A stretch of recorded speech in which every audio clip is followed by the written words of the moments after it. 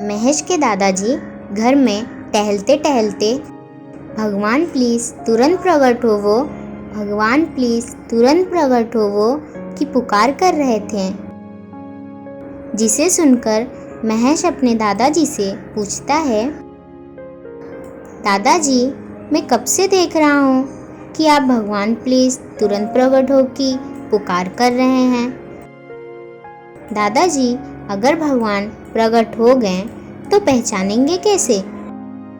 दादाजी महेश को समझाते हुए कहते हैं, बेटा भगवान को पहचानने के लिए हमें कुछ करने की ज़रूरत नहीं है, क्योंकि भगवान तो सबके वास्तविक माँ बाप हैं और सभी उनकी संतान हैं।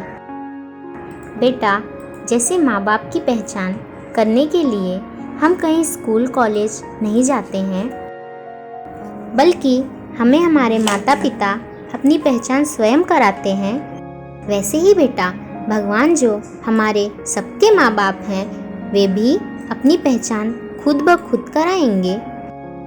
महेश कहता है, दादाजी आप ठीक कह रहे हैं, लेकिन दादाजी माँ बाप तो बच्चों के साथ में पास में बिना भ्रम के दिखते सामने होते हैं, जबकि भगवान तो सबको बिना भ्रम के प्रत्यक्ष दिख ही नहीं रहे हैं।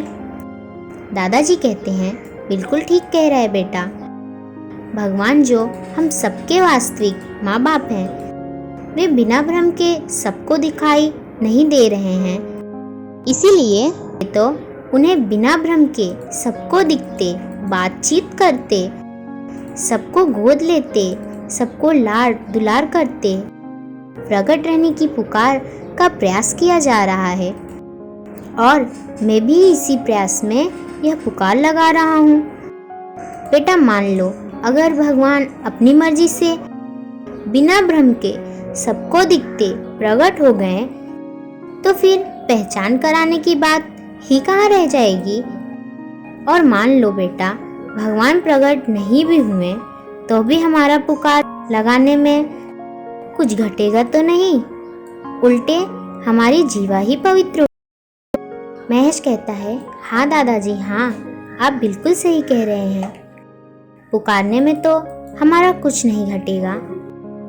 दादाजी कहते हैं, एक बात और है बेटा, अगर सामान्य व्यक्ति भी खुद को छुपाना चाह लेता है तो कोई उसे भी पहचान नहीं पाता है, तो भगवान का क्या कहना। इसलिए बेटा इस भगवान प्रकट हो पुकार में भगवान से बारंबार निवेदन किया जा रहा है कि भगवान प्लीज बिना भ्रम के सबको समझ में आए ऐसे प्रकट होना। महेश कहता है, दादाजी ये पुकार तो बहुत ही अच्छी पुकार है, तब तो ये पुकार मैं भी लगाऊंगा। दादाजी कहते हैं, हाँ हाँ बेटा अभी पुकार लगाते हैं। दोनों पुकारने लगते हैं, भगवान प्लीज तुरंत प्रकट हो वो, भगवान प्लीज तुरंत प्रकट हो वो, भगवान प्लीज तुरंत प्रकट हो वो।